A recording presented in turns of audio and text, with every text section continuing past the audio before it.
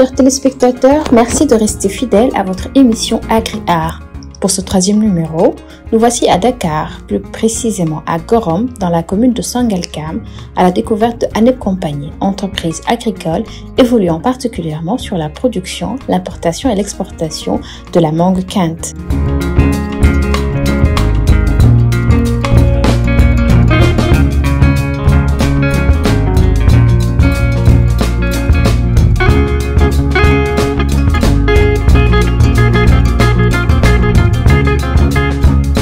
Et oui, aujourd'hui, nous sommes allés à la découverte d'un exportateur de fruits et légumes exotiques. Je m'appelle Aziz Ndiaye, exportateur de fruits et légumes exotiques depuis 2016.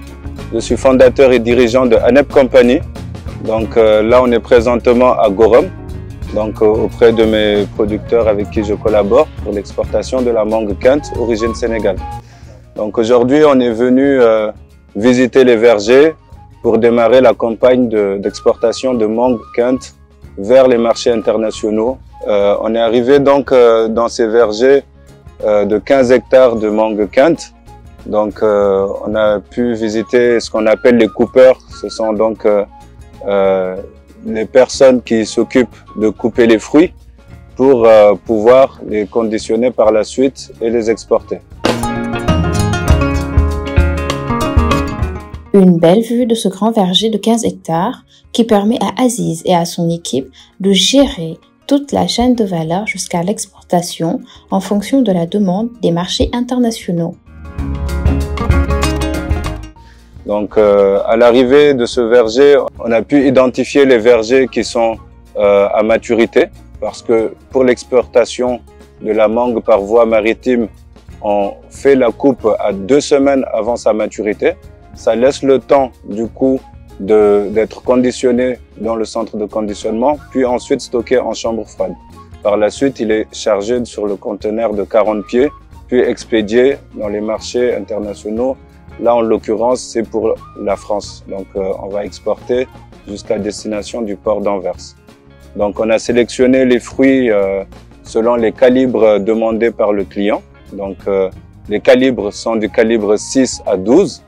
Donc, par rapport à l'exportation, on tient compte non seulement de la maturité, mais aussi de la coloration qui est un aspect important pour l'importateur. Donc, à ce niveau-là, on sélectionne la maturité, le fruit et la coloration et les calibres. Donc, une fois qu'ils sont sélectionnés, comme vous voyez ici, l'équipe coupe donc chaque fruit au niveau de la pédoncule pour laisser couler les sèves qui ne sont pas en contact avec la peau. Parce que lorsque ce liquide touche la peau, ça peut créer des brûlures au niveau de la peau. Et à partir de ce moment-là, ce n'est plus dans le cahier des charges pour l'exportation. Donc, il sera directement trié au centre de conditionnement. Donc, après avoir sélectionné donc, tous les fruits, à partir de là, nous allons les transporter du coup au centre de conditionnement.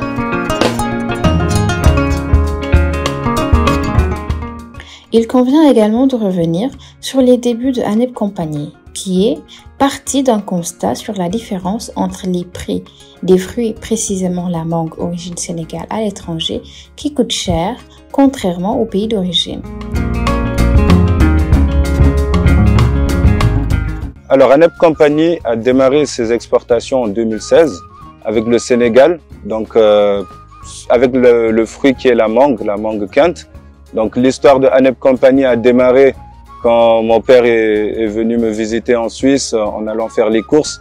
Il a été vraiment impressionné par les prix affichés sur les fruits Kent origine Sénégal. De mémoire, le prix était à 5 € la pièce. Donc il m'avait sorti cette fameuse phrase qui m'est encore dans la tête, on joue au foot au Sénégal avec les fruits là. Donc il y a vraiment quelque chose à faire entre 0 € à 5 € la pièce. Et c'est de là est partie l'histoire d'ANEP.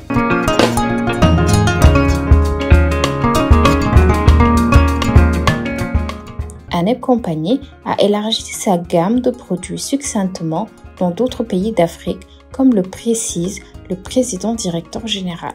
Donc aujourd'hui, ANEP exporte pas seulement des mangues, mais aussi de l'ananas de la Côte d'Ivoire et du Bénin également. les noix de coco de la Côte d'Ivoire, les mangues du Mali, de la Côte d'Ivoire pour élargir les saisonnalités. Puisque la saison du Sénégal est composée du mois de juin, juillet, août, alors que la Côte d'Ivoire c'est du mois d'avril et on a le Burkina Faso au mois de mars et Mali qui est intermédiaire entre le Sénégal et la Côte d'Ivoire. Donc aujourd'hui, ANEP Company est aussi présent, comme je viens de le citer, non seulement en Côte d'Ivoire, mais aussi au Sénégal, au Burkina Faso et très prochainement au Bénin.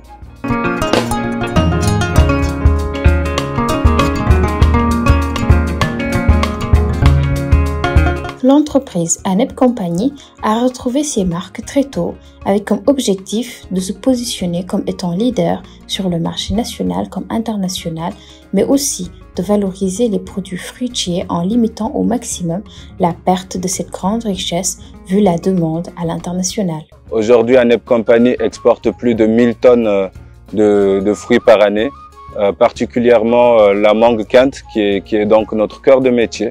Et on travaille tout au long de l'année. Donc aujourd'hui, il y a plus de 120 employés aujourd'hui qui travaillent pour ANEP de manière saisonnière. Donc aujourd'hui, on a pour objectif d'être leader dans le marché, mais aussi de couvrir toute l'Afrique de l'Ouest en termes de produits frais pour le marché international. L'idée, c'est vraiment de valoriser le fruit à l'international, puisqu'on a un trésor entre les mains et on constate que les fruits pourrissent entre les mains des producteurs, donc une bonne partie est certes exportée, mais dans les tris qui ne sont pas destinés aux marchés internationaux, une partie est revendue dans le marché local, on fait tout pour, en tout cas, une partie pour la transformation, parce qu'on a démarré aussi l'exportation des mangues séchées depuis l'année dernière, mais la plus grande partie, on va dire 60% des productions est destinée à perte. Donc à ce niveau-là, il faut vraiment créer quelque chose en communauté entre exportateurs pour avoir des solutions immédiates et radicales quand même, parce que c'est quand même des fruits qui pourrissent entre les mains des producteurs, mais le paradoxe est que ces fruits coûtent cher à l'international et aujourd'hui est très demandé par les importateurs.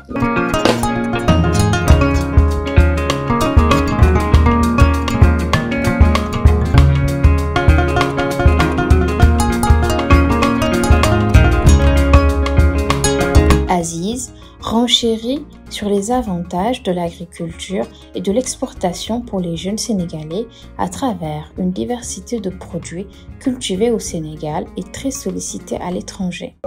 C'est un marché qui est rentable, qui est en plein essor. Donc la raison pour laquelle aussi j'invite les jeunes à participer dans cette filière-là, parce qu'on a besoin d'acteurs, des jeunes qui se lancent dans l'exportation des fruits, quels que soient les fruits, que ce soit la mangue, ça peut être même les légumes exotiques, comme le gombo qui s'exporte très bien, comme les tomates cerises. On peut parler aussi des piments qui s'exportent pour les marchés européens. Donc l'exportation aussi ne se limite pas seulement au marché européen, mais on peut parler aussi des exportations de la sous-région. On peut prendre le cas du Sénégal qui importe de l'ananas de la Guinée ou même de la Côte d'Ivoire, ou de la banane de la Guinée. Donc l'exportation ne se limite pas seulement au marché européen, on a le marché marocain aussi qui est tout aussi intéressant pour l'exportation.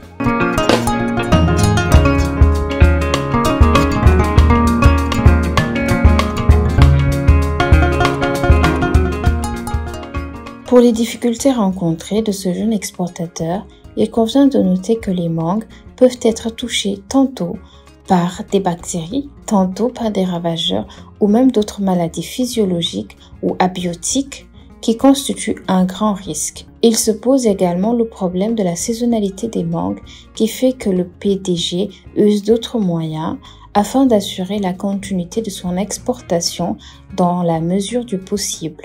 Par rapport aux difficultés que nous rencontrons au niveau de l'exportation, ce sont souvent les maladies au niveau du fruit. On peut parler de l'anthracnose qui est assez présent quand même, qui est assez présent au Sénégal. On peut parler aussi de la mouche-fruit qui est un problème majeur aussi, assez général en Afrique de l'Ouest, mais qui arrive dans une autre partie de la saisonnalité export. après la saison, après les premières pluies, on va dire, c'est là où les risques s'agrandissent pour les mouches-fruits. Donc nous, par rapport à ces difficultés, qu'est-ce qu'on met en place? On a une équipe avec des personnes qui ont plus de 20 ans d'expérience, qui ont déjà des savoir-faire pour bien détecter les mangues qui ne sont pas touchées par les mouches-fruits. Mais aussi, on a une stratégie, ANEP a une stratégie d'exporter jusqu'aux premières pluies. Donc on a l'habitude d'arrêter la saison plus tôt que les autres exportateurs qui courent des risques à exporter dans ces conditions-là. Donc on a l'habitude de commencer les exportations plus tôt. En général, on fait partie des premiers exportateurs à expédier les fruits, mais on est aussi un des premiers à finir les expéditions. Pourquoi cette stratégie? Ça nous évite les risques de perte au niveau des arrivages, parce qu'il faut savoir que les mouches-fruits, une fois détectés à l'arrivée chez l'importateur, le conteneur est destiné 100% à perte. Donc ce qui court un gros risque pour l'exportateur, étant donné que les charges sont déjà payées au niveau donc de la cueillette, au niveau des conditionnements, sans parler aussi des cartons, des emballages déjà achetés. Donc ce qui fait que c'est quand même une perte qui peut impacter la totalité de la saison. Donc aujourd'hui, la stratégie qu'on a développée aussi, c'est qu'on travaille avec d'autres pays, puisque la saisonnalité des mangues se poursuit de mois de juin jusqu'à fin août. Quand la nature est généreuse, ça peut aller jusqu'à début septembre. Mais en majeure partie, nous, on commence l'exportation bien en amont avec le Burkina Faso, qui commence avec la variété Amélie en période de mi-mars. Ensuite vient la Côte d'Ivoire, on couvre toute la saison de la Côte d'Ivoire. Puis ensuite vient le Mali, qui a un rôle un peu intermédiaire entre la Côte d'Ivoire et le Sénégal, pour finir au Sénégal. Donc ce qui nous fait une saisonnalité du mois de mars au mois d'août en termes d'activité sur le fruit de la mangue.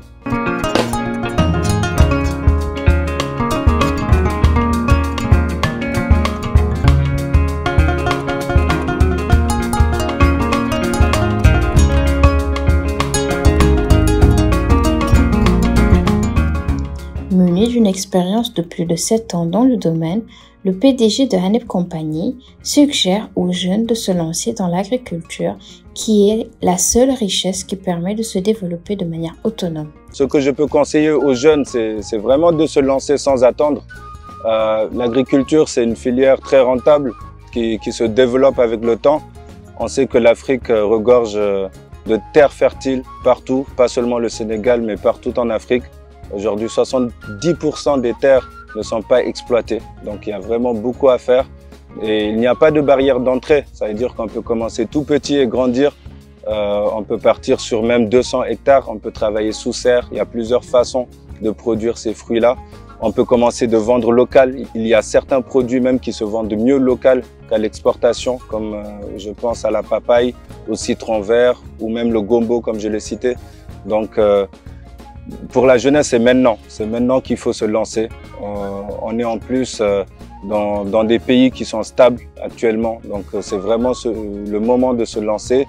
Étant donné qu'il y a très peu d'acteurs dans le marché, on constate que les jeunes ont plus tendance à se focaliser dans le secteur tertiaire ou à vouloir se lancer dans des activités qui comportent quand même des risques, même si c'est rentable, alors que l'agriculture peut juste vous rendre ce que vous lui donnez. En fait, c'est la nature, vous êtes en contact avec la nature.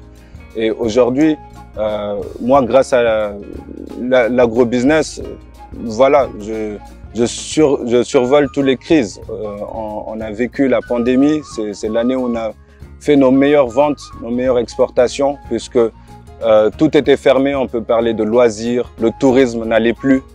Donc même les personnes qui investissaient dans l'immobilier ont été touchées, alors que nous, on continuait de vendre en plus gros volume en plus, puisque la demande était encore là. Ça veut dire, quelles que soient les crises, l'être humain est amené à se nourrir. On est amené à être plus en population, on s'agrandit, donc on sera amené à nourrir plus de bouches. Et l'agriculture est aujourd'hui je pense, la seule recette pour se développer de manière autonome.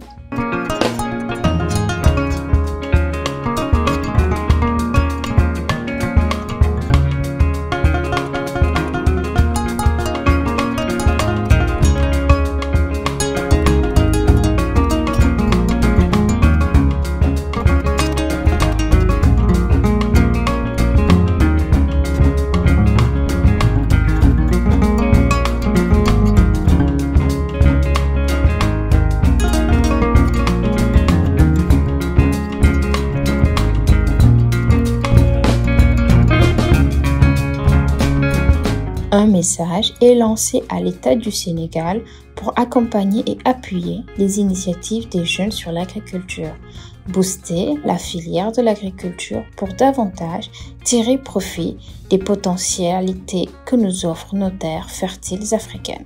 Alors, de ce que j'attends de l'État, c'est d'accompagner les jeunes, déjà de mettre en place l'environnement idéal pour travailler, c'est-à-dire les infrastructures routières, que ça soit aussi des centres de conditionnement à disposition, pourquoi pas des centres de formation pour enseigner davantage l'agriculture, mais aussi l'agrobusiness. Donc, qui sont, on peut dire qu'aujourd'hui, c'est une tendance, l'agriculture. On voit aujourd'hui les pays développés ne se développent pas sans agriculture. C'est l'oxygène même d'un État. Donc aujourd'hui, le secteur primaire est quelque chose d'indispensable et de communiquer là-dessus pousserait les jeunes à davantage s'y intéresser et s'y développer. Donc c'est ce que j'invite l'État de faire. Nous, à notre échelle, on fait du mieux qu'on peut. On fait aussi de la consultance à ANEP Company. On accompagne les jeunes à notre échelle. On accompagne aussi des organisations internationales ou des fonds d'appui qui souhaitent accompagner des organismes ou des exportateurs qui n'ont pas nécessairement les moyens pour exporter. Ça aussi, c'est une autre problématique. Certains exportateurs disposent d'un marché pour exporter, mais ils n'ont pas les moyens nécessaires. Donc c'est aussi un élément à prendre en compte et à mettre en place, puisque les fruits n'attendent pas quelque part. Et la demande aujourd'hui, elle est là, existante et en forte croissance. Donc il faut vraiment booster cette filière-là avec, on va dire, la main invisible qui pourra nous tirer davantage vers le haut.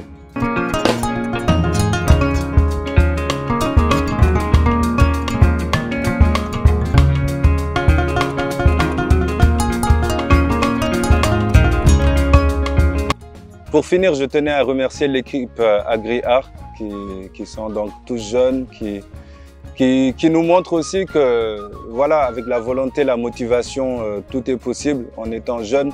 Je pense qu'il y a une nouvelle vague de jeunesse aujourd'hui entrepreneuriale qui se développe.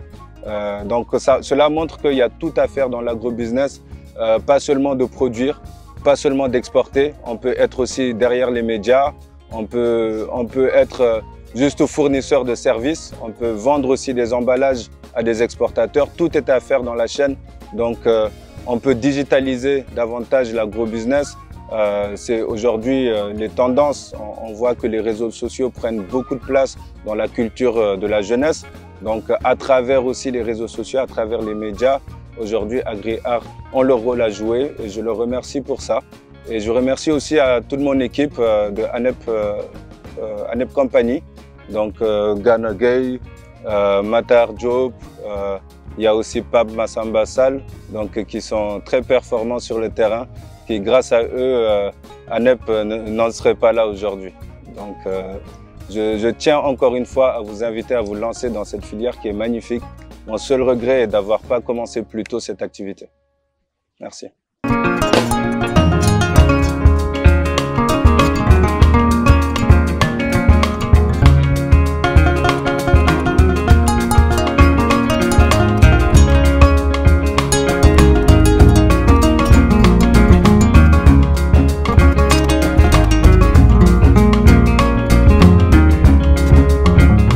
À l'issue l'issue de cet entretien avec Aziz, Anel Compagnie doit être un modèle de développement économique africain pour tout jeune désireux de se lancer dans l'agriculture, particulièrement l'exportation des fruits et des légumes. À très bientôt dans votre émission AgriArt.